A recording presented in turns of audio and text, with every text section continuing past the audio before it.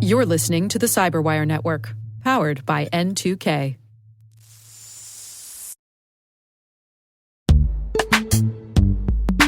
And now, a message from our sponsor, Zscaler, the leader in cloud security. Enterprises have spent billions of dollars on firewalls and VPNs, yet breaches continue to rise by an 18% year-over-year increase in ransomware attacks and a $75 million record payout in 2024. These traditional security tools expand your attack surface with public-facing IPs that are exploited by bad actors more easily than ever with AI tools. It's time to rethink your security. Zscaler Zero Trust plus AI stops attackers by hiding your attack surface, making apps and IPs invisible, eliminating lateral movement, connecting users only to specific apps, not the entire network, continuously verifying every request based on identity and context, simplifying security management with AI-powered automation, and detecting threats using AI to analyze over 500 billion daily transactions. Hackers can't attack what they can't see. Protect your organization with Zscaler Zero Trust and AI. Learn more at zscaler.com/security.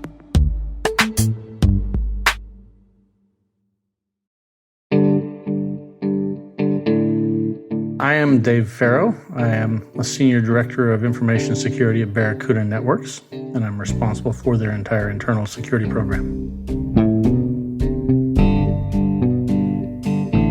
At the end of high school, my father was into technology. He was an early adopter, which is odd because he was in human relations, or HR, all of his life. And he had this K-Pro, and he kept trying to get me to play with this K-Pro computer that he had, and I wanted nothing to do with it.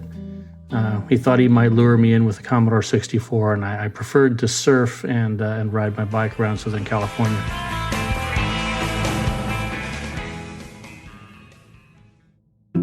It wasn't until I spent a quarter at college doing a non-technical, non-engineering course of study that I realized that I didn't like that I really wanted something more concrete, and at that point I picked up and started studying electrical engineering. I chose electrical engineering because at that point I'd had a couple of classes in the prerequisite classes in physics and whatnot, and all of the mechanical stuff sort of made logical sense to me. And I thought I'm gonna go with electrical because it makes absolutely no sense to me. And if I'm gonna pay for this, or my parents are gonna put me through this, I should at least learn something that I couldn't learn on my own. And so I chose something that made no sense to me at all. It's funny because, my life is filled with doing a bunch of things I never said I would do. I swore I would never do software because, at least in the electrical engineering school at Berkeley, there was this snobbery that said the only people that were in software were people that couldn't make it through the EE program. And it's funny because as soon as I graduated, I had an offer from an old aerospace company that's gone now called TRW that said, hey, we'll pay you to learn software. And something tickled in the back of my mind saying, this is an offer that you probably shouldn't refuse. And once I actually got into writing software, I fell in love with it and realized that snobbery was just that. It was snobbery, and I almost missed something great.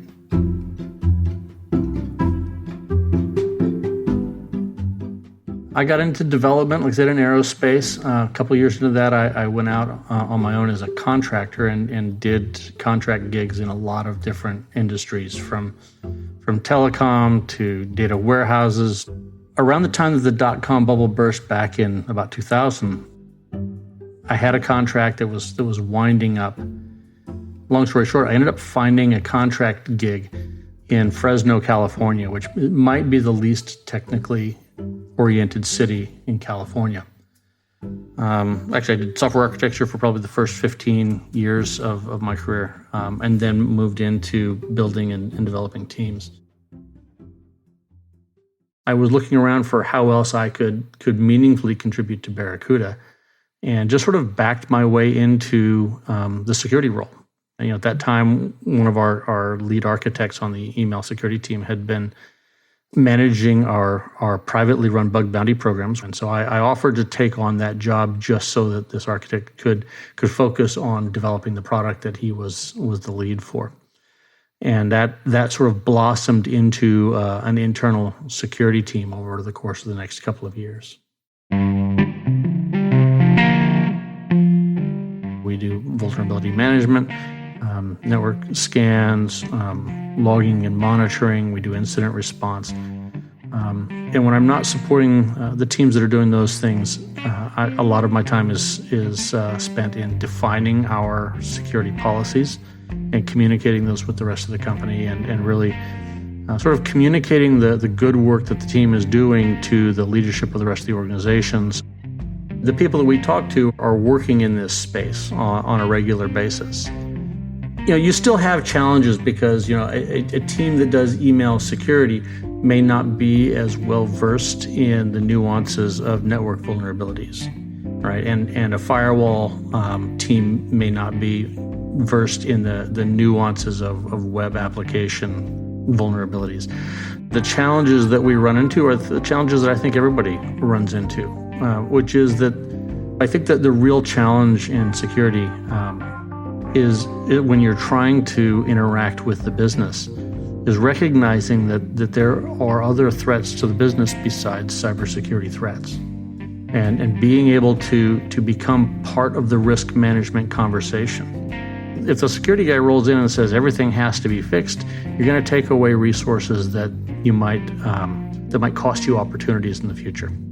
I think that's a problem that all of us in the security industry have to recognize, is that we're part of the economic strategy of the company.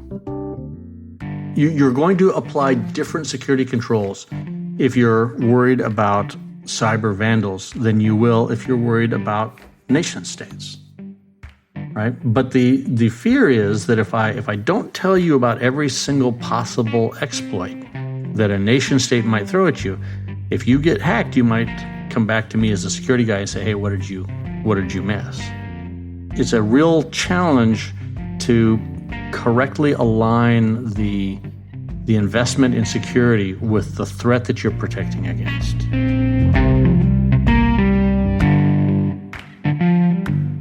I hope to be remembered as the security guy that understood that cybersecurity threats were not the only threat that a business posed. I have stuck in my mind, because I spent so many years as a developer, my picture of the security guy was that he was the guy that was always saying no. And I want to be remembered as the guy that said, yes, we can do that if we do it in this responsible way.